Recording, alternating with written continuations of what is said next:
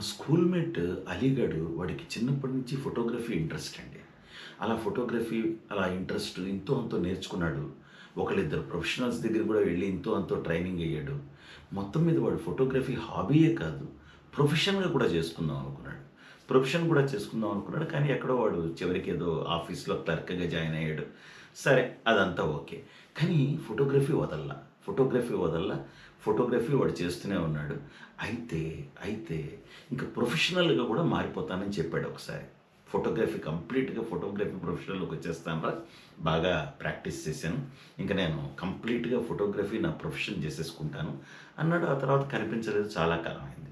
ఈ మధ్య కలిసాను. ఈ మధ్య కలిస్తే ఇంతకీ ఫోటోగ్రఫీ చేస్తున్నావా అంటే, "ఆ! వదిలేరా ఏదో చేశానులే కొంతకాలం" అన్నాను. ఇంతకీ ఎంత సంపాదించావేంటి? ఫోటోగ్రఫీతో ఎంత సంపాదించావు అన్నాను.